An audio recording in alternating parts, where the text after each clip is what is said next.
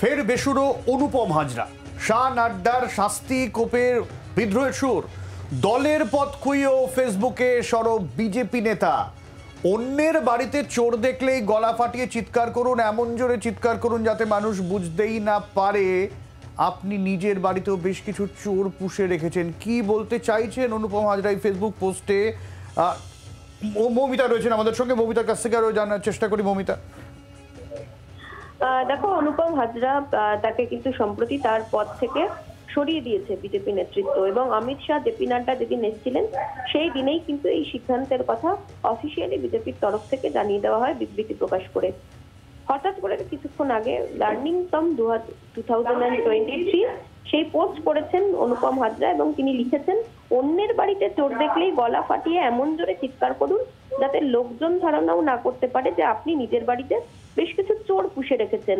প্রসঙ্গত বলে রাখা ভালো যে অনুপম হাজরা এর আগে দফায় দফায় তাদের দলের যে করাপশন, দুর্নীতিবাজ কিছু নেতা, সেই সমস্ত কিছু নিয়ে সরব হয়েছিলেন, এবং তাতে তিনি বলেছিলেন যে বিজেপিতে এরকম বেশ কয়েকজন আছেন যারা দুর্নীতির সঙ্গে সরাসরি জড়িত। কোথাও একটা গিয়ে সেদিকেই অনুপম হাজরার ফের ইঙ্গিত বলে মনে করা হচ্ছে, এবং অনুপম হাজরা যে অনুপম হাজরাতেই আছেন, তিনি তার স্বভাবসিদ্ধ ভঙ্গিতেই চলছেন, তা এই ফেসবুক পোস্টের পরে নিঃসন্দেহে বলা যায়। মৌমিতা, এই যে দুটো হ্যাশট্যাগ ইউজ করেছেন অনুপম হাজরা, এটাও তো ইন্টারেস্টিং।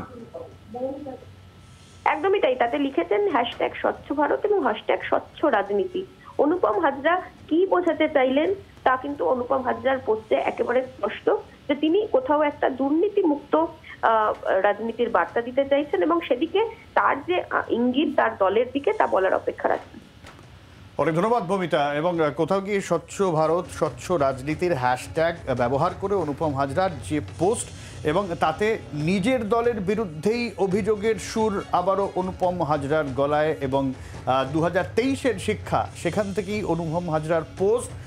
অন্যের বাড়িতে চোর এলে এমন জোরে চিৎকার করুন যাতে নিজের বাড়িতেও যে চোর পুষে রেখেছেন সেটা যাতে কেউ জানতে না পারে। তা নিয়ে শুরু আবার রাজনৈতিক বিতর্ক।